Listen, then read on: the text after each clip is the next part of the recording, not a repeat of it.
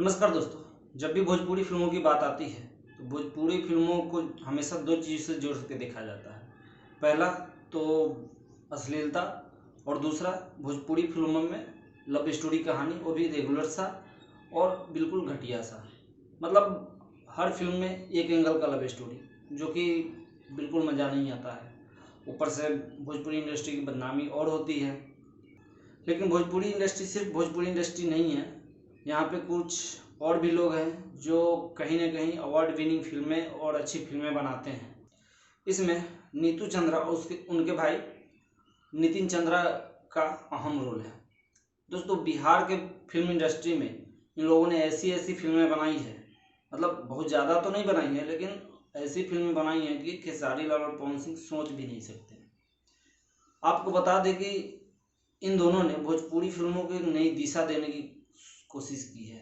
कोशिश क्या की है, इन्होंने अपना परचम लहरा के दिखाया है कि ऐसी फिल्में अगर बनाई जाए तो भोजपुरी इंडस्ट्री की, बिहारी फिल्मों की दुर्दशा बदल जाए।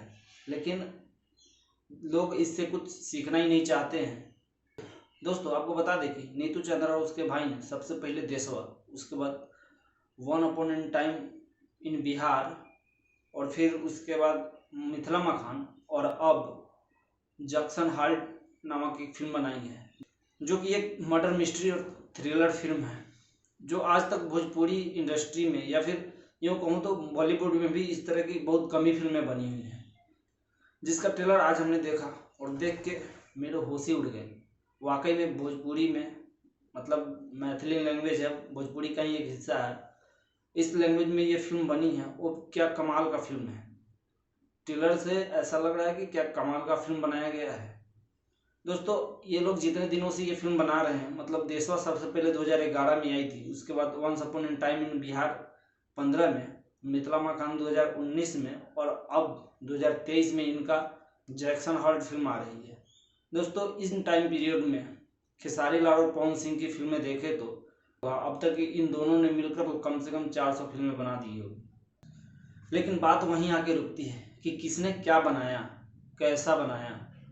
दोस्तों, बात करते हैं जैक्सन हॉल फिल्म के ट्रेलर की। तो ट्रेलर एकदम चालाकी से काटा गया है।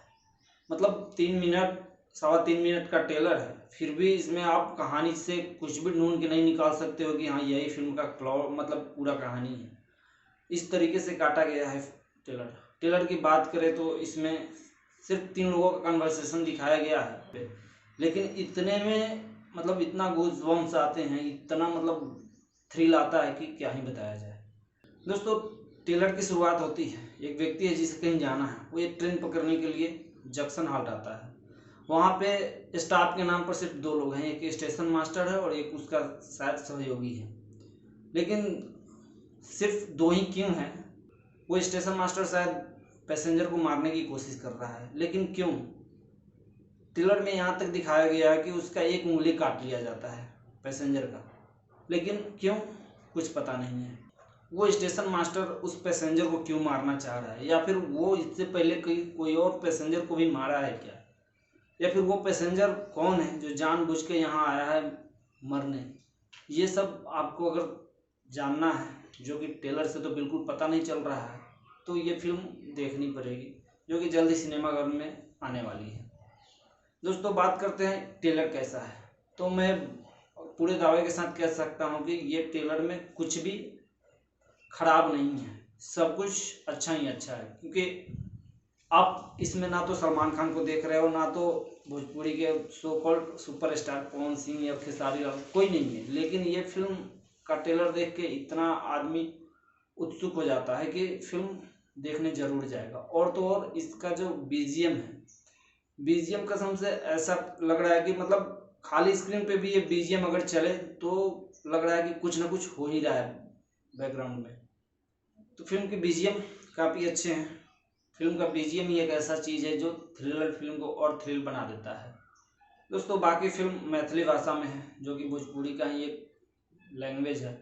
तो मेरे हिसाब से जो बिहार, यूपी, पूर्वांचल और झारखंड वाले लोग हैं, उनको ये फिल्म देखने में कुछ एक वर्ड छोड़ के बाकी पूरी फिल्म समझने में कोई दिक्कत नहीं होनी चाहिए। हाँ, जो लोग हिंदी भाषी क्षेत्र हैं उनके लिए अगर हिंदी लैंग्वेज का ऑप्शन होता तो अच्छा रहता। मैं फिर से एक बात कहना चाहता हूँ, 400 फिल्में बनाने से अच्छा है कि 4 ही फिल्म बनाओ, बट वो अच्छी होनी चाहिए। नहीं तो उससे अच्छा तो बस इंस्टा पे 30-30 मिनट का लाइव तो बनाते ही हैं, वही करो, अच्छा रहेगा। तो बस इस वीडियो में इतना ही, जल्दी मिलते हैं किसी और वीडियो में, तब तक के लिए जय हिंद। और हाँ, ऐसी फिल्में बनाने के लिए नीतू चंद्रा को थम्स अप।